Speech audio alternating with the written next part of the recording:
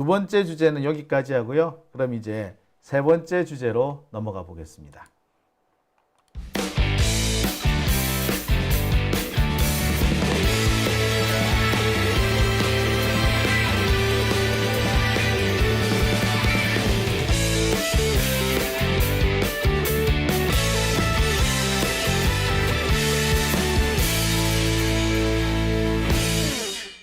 네, 오밤중의 뉴스 함께하고 계십니다.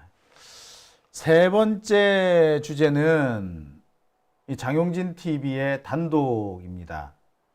제가 오늘 몇 가지 취재를 하면서 발견한 사실입니다. 어저께 평양 밤하늘을 헤집어 놓았다는 무인기. 이 무인기가 글쎄요, 남한에서는 군에서 적어도 남한의 시민단체가 보냈는지는 모르겠으나 탈북자 단체가 보낸지는 모르겠으나 군대가 보낸 거는 아니다 라고 주장하고 있습니다. 합참에서는 공식적으로 아니라고 부인을 했죠. 하지만 제가 오늘 취재해 본 바로는 한국군이 보낸 것이 맞을 수도 있겠구나. 사실 맞겠구나. 맞을 가능성이 7, 80%는 되겠구나 라는 결론에 도달했습니다. 어떻게 보자면 우리 시민들이 잘 모르는 대목이기 때문에 군에서 이렇게 대놓고 아니라고 부인하고는 거짓말을 한다고 해도 우리 시민들은 알 수 없는 그런 대목이기도 합니다. 하지만 제가 취재해 본 바로는 이게 남한에서 보낸 것일 가능성이 매우 높게, 더군다나 단순히 시민단체가 아니라 군에서 보냈을 가능성이 매우 높다라는 생각이 듭니다.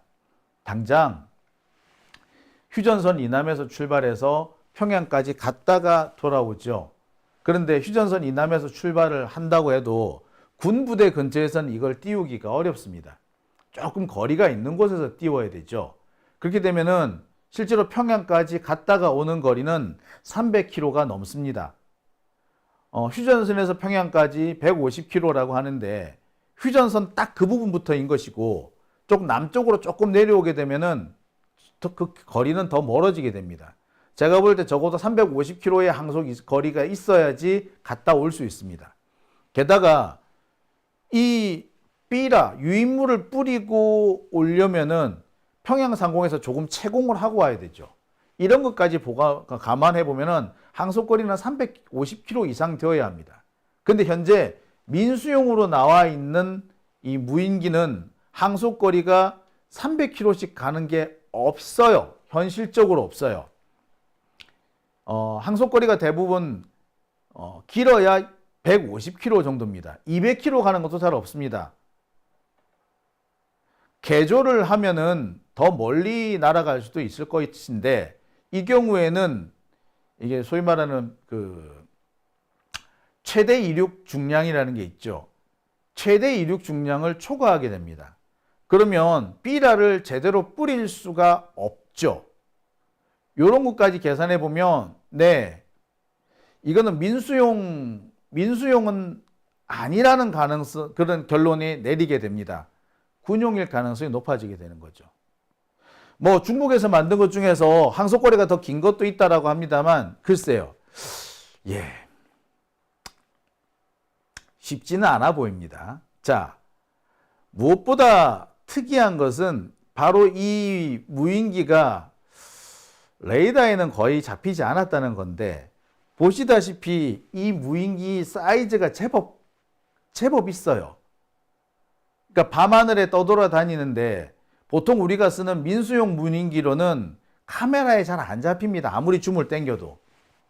근데 카메라에서 줌을 당기니까 턱 나옵니다. 그리고 추락하고 있는 그 유인물 덩어리, 삐라 덩어리하고 크기를 비교해 봤을 때 생각보다 좀 크기가 있다라는 그런 결론이 도달합니다. 그렇다면 민수용일 가능성은 더더욱 없어지는 거죠. 그래서 제가 유심히 살펴봤습니다. 군용일 가능성, 특히 한국군이 운용했을 가능성 등등입니다. 그 결과를 지금부터 전해드리겠습니다. 조금 전이죠. 아마 11시쯤이었나요? 갑자기 북한의 김여정이 이런 걸 발표했습니다. 다시 한번 무인기가 발견이 되는 순간 끔찍한 참변이 날 것이다 라고 위협을 했어요. 북한으로서는 어떻게 보자면 당연한 대응 수준일 수도 있습니다. 그런데 이 말 한마디가 지금 한반도 긴장을 한 10배, 100배는 늘려놓았죠. 결국에 이 무인기 때문에 남북 간의 무력 충돌이 발생할 가능성이 엄청 높아졌습니다. 안 그래도 우크라이나에서 전쟁이 나고 이스라엘에서도 전쟁이 나고 대만도 분위기가 안 좋은 상황에서 한반도에서 또 이런 문제가 생기니까 전 세계가 난리가 났습니다. 어저께 이 무인기 문제가 폭발하고 난 다음에 전 세계 언론이 집중적으로 보도를 했습니다. 영국의 익스프레스는 물론이고 프랑스 르몽드까지 미국의 CBS도 기사를 냈습니다. 아마 오늘 밤에 또 외신들이 난리가 날 거예요. 김여정이 직접 이렇게 사실상 선전포고에 가까운 발언을 했다. 내일 아침 전 세계 주식시장은 작살이 날 것 같습니다. 또 전쟁이 되는구나. 또 다른 전쟁이 발발하는구나. 라는 그런 걱정을 안 할 수가 없겠죠. 재밌는 거는요. 러시아는 지금까지 한반도에서 전쟁이 발발하는 것을 매우 주저해 왔습니다. 중국도 마찬가지죠. 그런데 적어도 러시아는 한반도에서 큰 전쟁은 아니더라도 국지적인 무력 충돌이 발생하는 것까지는 용인하거나 사실상 묵인하거나 방조하는 형태가 될 가능성이 높습니다. 왜? 지금 우크라이나에 들어가고 있는 155mm 포탄을 비롯해서 탄약의 대부분이 최초 생산지가 한국이다. 아니면 한국에서 비축되던 물량이다. 라는 얘기들이 있어요. 지금 우크라이나에서 쓰고 있는 포탄의 대부분은 한국이 제공한 것이다. 라는 얘기가 있습니다. 그런데 만약에 남북 간에 충돌이 발생한다면 우리나라도 지금 더 이상 우크라이나에 포탄을 보낼 수가 없게 되는 거죠. 러시아 입장에서는 우크라이나를 지금 무장 해제시키는 가장 좋은 방법은 탄약을 없애는 거예요. 탄약을 소모시키는 건데 공급처인 한국을 틀어막게 되면 탄약을 공급 못 받으니까 우크라이나가 사실상 무장 해제 상태에 들어가게 되는 겁니다. 총이 없어지는 거예요. 그럼 저항을 못 하겠죠. 러시아 입장에서는 그래서 적어도 한반도에서 무력 충돌이나 국지적인 무력 충돌이나 단편적인 무력 충돌 정도는 발생하기를 원하는 거지. 이게 전쟁으로 발달하게 되면 조금 곤란하지만 적어도 충돌, 자잘한 충돌 정도는 일어나도 좋다. 그게 자기들한테는 유리하다. 이렇게 생각할 수도 있습니다. 지금 상황이 그러해요. 자, 여러분, 이거는 남의 나라 얘기가 아니고요. 엄연히 우리의 이야기입니다. 이런 일이 현재 지금 진행 중인 겁니다. 중국의 입장은 좀 달라요. 중국은 자기들이 지금 대만에 들어가야 되는 판인데 한반도에서 문제가 생기게 되면 조금 곤란할 수도 있어요. 하지만 중국 입장에서도 한반도에서 전쟁이 발생하면 미군을 한반도에 묶어놓을 수 있기 때문에 중국으로서도 한 번쯤 해볼 만한 도박일 수도 있습니다. 그런데 이 시점에 무인기가 갔다. 누가 보냈는지 일단 자체하더라도 북한에 무인기가 갔다. 이 자체로도 아주 심각한 문제가 되는 겁니다. 전략적으로 대한민국이 아주 위험해지는 상황이 된 거예요. 어느 놈이 보냈는지는 모르겠으나 이게 남북 간의 군사적 충돌이 이 남북 간의 군사적 충돌뿐만 아니라 전 세계가 동시에 전쟁에 빠져들 수 있는 그런 위험한 상황을 만들었어요. 자, 이와 관련해 가지고 합참에서는 자기들이 보낸 게 아니다 라고 얘기를 합니다. 자, 그런데 합참에서 이렇게 군에서 보낸 게 아니에요 라고 해놓고 갑자기 오늘 아침에 신원식 안보실장, 대통령실의 안보실장이 뭐라고 얘기하느냐면, 야, 북한의 이 무인기 얘기 일일이 대응하지 마. 그냥 모른 척해. 라고 조금 이상한 대응을 합니다. 지금까지 북한이 뭐 이상하게 나오면은 제일 먼저, 목소리 높여서 덤벼들었던 게 신원식인데, 이 신원식이 갑자기, 야, 북한하고 상대하지 마. 이런 태도를 보여요. 어이? 얘가 왜 이러지? 물론 신원식이 이 태도가 잘못된 건 아니에요. 이게 사실 맞는 거긴 해요. 북한이 앵앵거린다고 거기 맞춰서 우리가 맞서 싸우면 이게 문제가 더 심각해집니다. 그런데 이걸 신원식이 했다니까 조금 이상한 거야. 어이? 신원식이? 그 분가가? 예. 여기에 새로운 뭔가가 하나 있죠. 이거는 경향신문에서 보도한 내용인데요. 합참에서는 북한의 평양에 무인기를 보냈느냐라는 이런 질문에 확인해 줄 수 없다 라고 답합니다. 합참은 경고망동하지 말고 자중하라 라고 하고, 국방장관은 전략상 확인이 불가능하다 라고 얘기합니다. 아니, 그냥 확인이 불가능하다가 아니라 전략상 확인이 불가능하다? 이게 뭐예요? 전략상 확인이 불가능하다? 그러면 보냈다는 얘기예요? 예, 보냈다는 얘기로 읽히죠. 안 보냈다, 군에서 보낸 게 아니다 라고 부인을 했지만 그 이후에 나오는 대응 태도를 보면 보낸 거 아니야? 라는 의구심을 지울 수가 없습니다. 여러분들은 어떻게 보십니까? 보낸 것 같죠? 이런 태도는 보낸 거 난 다음에 나올 수밖에 없어. 자, 그런데 저는 사실 어제까지만 해도요, 이런 식의 국방부의 태도에도 불구하고 남한에서 적어도 군대가 보낸 건 아닐 것이다. 탈북자 단체가 보냈을 가능성이 크지 않을까. 탈북자 단체들이 미국 쪽 그 극우단체 혹은 일본 쪽 극우단체들의 지원을 받아서 좀 비싼 드론을 어떻게 구입하지 않았을까.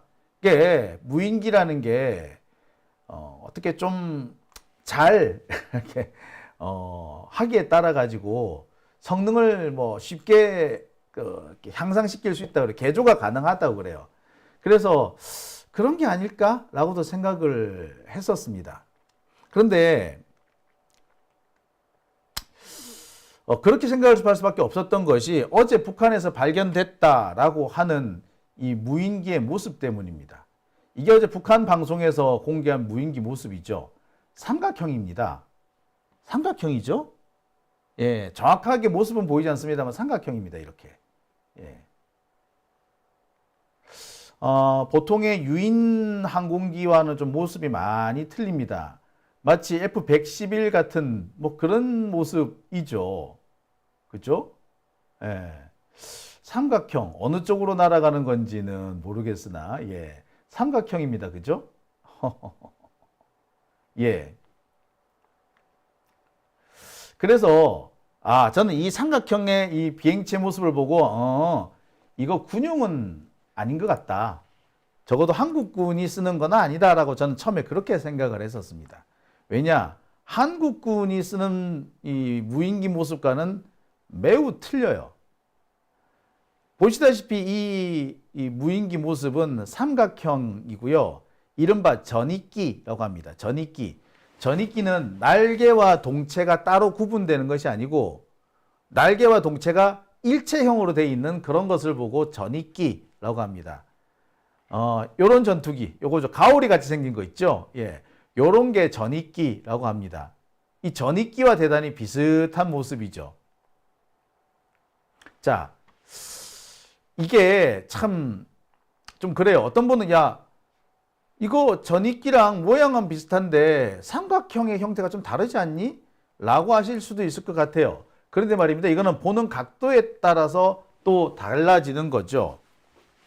이게 무슨 말이냐? 자, 이쪽이 앞쪽으로 본다면은 네, 뾰족하게 앞쪽으로 나오는 거죠. 그래서 이쪽으로 날아가는 것 같으면 예, 이 비행체의 모습은 이 모습과는 상당히 다릅니다. 근데 만약에 이 비행체가 이쪽으로 날아간다고 보세요. 그럼 바로 이 모양하고 딱 맞아 떨어지죠. 딱 이렇게. 예. 자, 그래서 이게 아마 전익기 형태입니다. 근데 이 전익기 형태는 한국군에서 쓰는 그런 무인기는 아닙니다. 한국군에서 쓰는 무인기는 어떻게 생겼느냐? 요렇게 생겼어요. 예. 동체와 날개가 확연하게 구분이 됩니다. 이게 대한항공 쪽에서 지금 현재 제작하고 있는 무인기인데요. 중고도 무인기, 중고도 정찰기입니다. 보시다시피 이렇게 날개하고 예, 동체가 확실히 구분이 되어 있죠. 비슷한 모양으로 이런 것도 있습니다. 보시다시피 날개와 동체가 확연히 구분이 됩니다. 삼각형 아니에요. 보통의 일반적인 비행기 모습을 가지고 있죠. 그래서 제가 이거 한국군이 쓰는 거 아니야. 그래서 이건 한국군이 보낸 게 아닐 거야 라고 제가 생각을 했습니다. 이 무인기는요, 우리나라 군단급에 배치되어 있는 군단급 무인 정찰기라고 하는 송골매라는 기종입니다. 보시다시피 이 기종 역시 날개와 몸통이 확연히 구분되죠. 꼬리 날개도 보이고요. 자, 보시다시피 어제 북한에서 공개한 화면 그 사진과는 많이 다릅니다. 그래서 이거 군에서 쓰는 건 아니구나. 그래서 한국군이 적어도 한국군이 보낸 건 아닌갑다 라고 저는 그렇게 생각을 했었습니다. 그런데 몇 가지 이상한 점이 나타났어요. 이상한 정황이 좀 있었습니다. 그 이상한 정황이 무엇인고 하니 윤석열이 그동안 여러 차례에 걸쳐서 북한의 이 무인기 공격, 왜 몇 년 전에 북한 무인기가 날아왔던 적이 있지 않습니까? 북한의 무인기가 날아왔을 때 윤석열이 이렇게 얘기를 했어요. 앞으로 이런 걸로 계속 장난질을 치면 우리도 무인기로 보복하겠다. 이 얘기를 작년, 재작년에 연이어서 합니다. 윤석열이 그렇게 얘기해요. 무인기, 만약에 북한이 무인기 보내면 우리도 무인기 보낼 거야. 심지어 얼마 전에는 북한이 자꾸 풍선 보내면 우리도 무인기 띄울 거야. 뭐 이런 얘기도 했습니다. 그리고 여러분 기억하십니까? 작년인가요? 북한의 무인기가 이 서울 상공을 헤집고 넘어갔을 때 거꾸로 우리 군이 북한에 무인기를 보냈다. 뭐 그런 얘기도 있었죠. 즉 북한이 무인기 요걸로 우리를 괴롭히면 우리도 무인기로 보복하겠다라고 얘기를 했었습니다. 그게 작년, 재작년에 실제로 있었어요. 윤석열이 이렇게 얘기했습니다.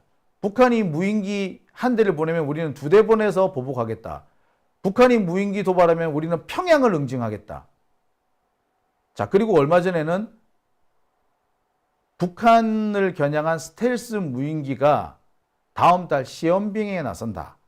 라는 내용까지 공개가 됐습니다. 자, 그러면 남한의 군대가 북한에 무인기를 보냈을 가능성이 전혀 없는 건 아니죠. 그죠? 자, 그래서 제가 다시 한번 살펴봤습니다. 그러면 남한에서 제작하고 있는 무인기 혹은 보유하고 있는 무인기 중에 아까 보여드렸던 전익기 형태, 삼각형 모양의 무인기가 있느냐? 지금까지는 저는 없는 걸로 알고 있었습니다만 찾아보니까 있습니다. 이 자료는 대한항공에서 공개한 자료입니다. 아덱스라고 합니다. 방위산업 전시회라고 하죠. 아덱스니 이런 게 있는데 올해 초에 열렸던 아덱스에 공개된 대한항공의 무인기 모습입니다. 자, 저 무인기 중에 뒤쪽에 있는 무인기를 잘 봐 주십시오. 무인기 어떻게 생겼나요? 네, 삼각형의 가오리 모습, 이른바 전익기 형태입니다. 보통 우리가 알고 있는 스텔스 폭격기 같은 모습이죠. 바로 이거. 즉 북한에서 공개한 그런 모양의 무인기가 실제로 우리가 가지고 있다는 겁니다. 이게 이미 실전에서 이미 시험 비행에 들어갔다라는 거죠. 아까 기사 보셨죠? 자, 아까 제가 보여드렸던 기사 다시 한번 보여드리겠습니다. 북한 겨냥 스텔스 무인기 이르면 다음 달 시험 비행. 이게 올 봄이었어요. 그러니까 지금 이미 시험 비행은 들어갔다라는 얘기인 거고, 그렇다면은 이렇게 생긴 무인기가 실제로 한국군이 보유하고 있다. 한국군이 보유한 무인기 중에 이게 있다라는 얘기죠. 이렇게 되면은 북한에서 공개하는 그 화면이 남측에서 보낸, 남한의 군대가 보낸 무인기, 이른바 스텔스 무인기였을 수도 있겠다. 더군다나 아까도 말씀드렸습니다만 밤하늘에 줌을 당겨서 그 무인기를 포착을 했습니다. 그런데 보통 민수용 무인기는 웬만큼 줌을 당겨서는 포착이 안 됩니다. 더군다나 밤하늘이에요. 잘 안 잡혀요.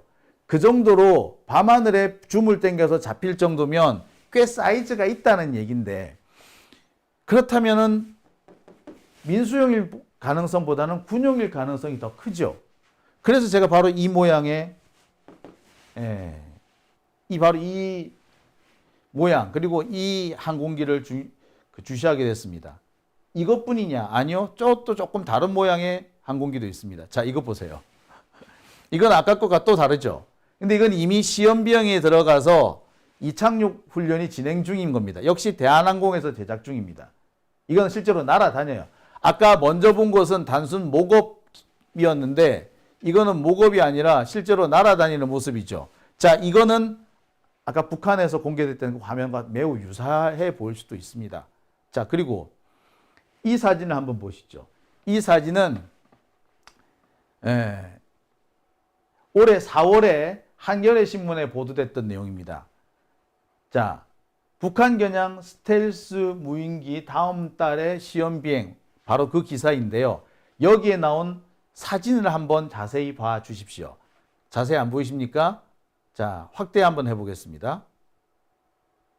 네, 모양이 어떻습니까? 삼각형의 전익기 형태죠. 북한에서 공개한 화면과 매우 유사합니다. 제일 많이 닮았습니다. 어떻습니까?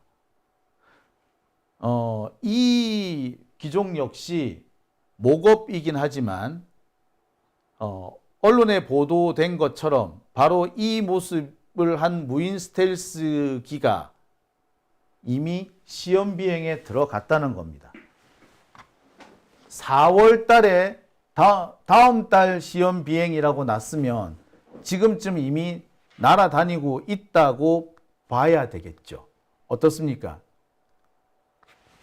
여러 가지 정황으로 볼 때 평양 상공을 날아다녔다는 무인기는 민수용일 가능성보다 군용일 가능성이 사실 더 큽니다. 항속 거리가 상당히 멀어요. 민수용 중에 300km까지 날아가는 그런 민수용 무인기는 잘 없습니다. 왜? 민수용으로 300km까지 날릴 이유가 없거든. 민수용인데. 안 그래요? 뭐 300km씩 날아가서 뭐 할 건데? 민수용이. 보통 민수용으로 제작하는 무인기는 뭐 지형 정찰을 한다든지 또는 뭐 수색을 한다든지 또는 뭐 그 농약이라든지 씨앗을 뿌린다든지 혹은 통신을 위해서 중계소 정도로 이동 중계소로 쓴다든지 또는 하늘에서 뭔가를 촬영하기 위해서 쓰는 건데 멀리 갈 이유가 없어요. 주변만 뱅뱅 돌아도 충분해. 항속 거리가 300km씩 필요하지가 않습니다. 근데 300km씩 갔다라는 것은 민수용이라면 개조를 한 것이고요. 그게 아니라면 군용인 거죠. 그리고 아까 모양을 보셨다시피 한국군이 보유하고 있는 최근에 새로 개발했다고 하는 그 무인기와 매우 닮아 있습니다.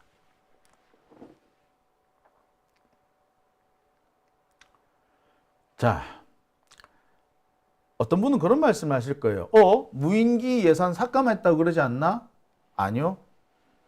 방사청에서 공식적으로 밝혔습니다. 삭감된 거 아니고 예산이 다른 쪽으로 가서 편성됐기 때문에 중복 편성을 막기 위해서 뺐을 뿐이다라고. 다른 데서 이미 편성이 됐다는 거예요. 다른 항목으로. 그래서 뺐다는 겁니다. 자, 지금 이 상황을 보자면 맞죠. 그 얘기가 맞는 겁니다. 어떻습니까, 여러분? 여러분들께서는 어떻게 보십니까? 네.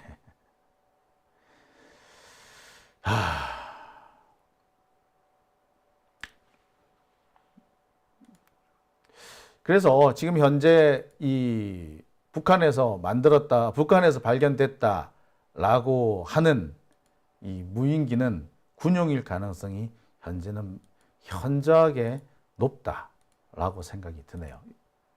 사실 이 정도면 남한에서 군대가 보냈다라고 보는 게 더 정확하겠죠. 문제는 왜 보냈느냐는 겁니다. 왜 보냈느냐? 자, 최근에 한반도 정세는 부쩍 불안해졌습니다. 국내 정세뿐만 아니라 국제적인 정세에도 상당히 불안 요소가 가미되어 있죠.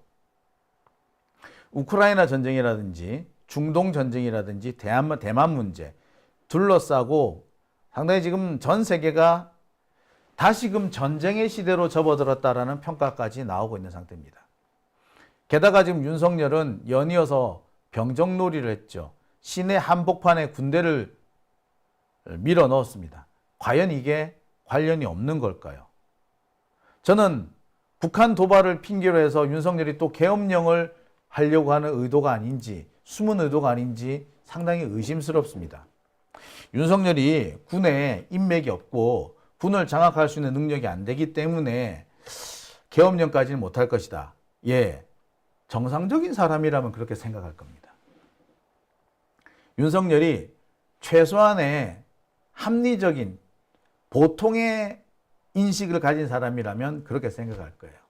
하지만 윤석열은 그렇지가 않죠. 이 사람은 할 수 있어? 할 수 있으면 해.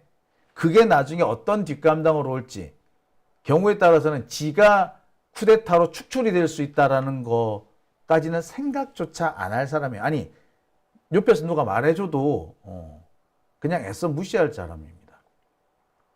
그렇다고 본다면 지금 이거는 북한을 일부러 자극해서 또 북한으로부터 보복이 나오게 하는, 그래서 한반도 정세를 불안하게 만들고 경우에 따라서는 국지 도발이나 국지적인 무력 충돌로 이어지게 만드는 그런 빌미를 일부러 만드는 게 아닌가 생각이 들어요. 마치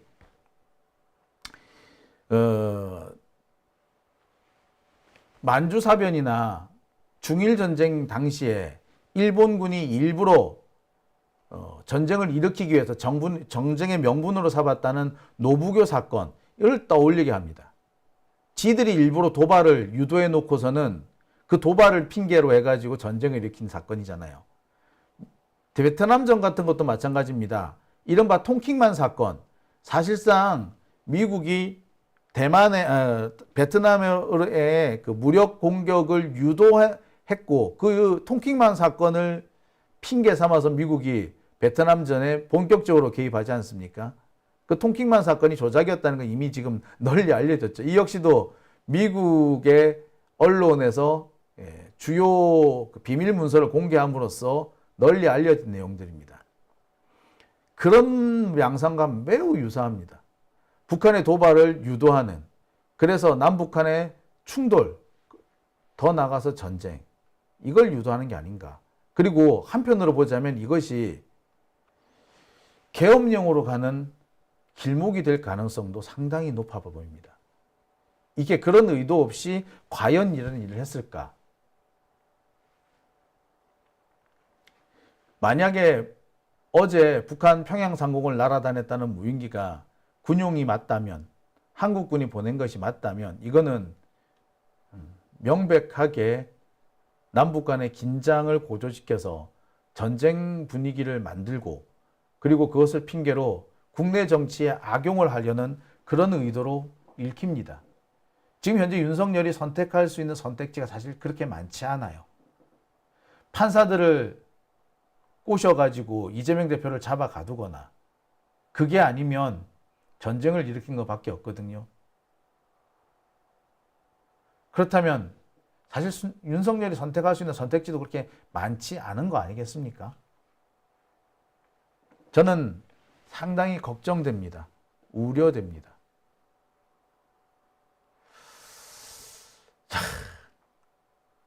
제가 지금 전해드린 이 얘기가 그냥 저만의 내피셜, 저만의 음모론으로 끝나길 바라겠습니다. 하지만 지금 나와 있는 이런 양상을 보자면 저만의 내피셜로 끝날 것 같지는 않습니다. 오밤중의 뉴스 함께하고 계신 지금 시각 1시 정각입니다.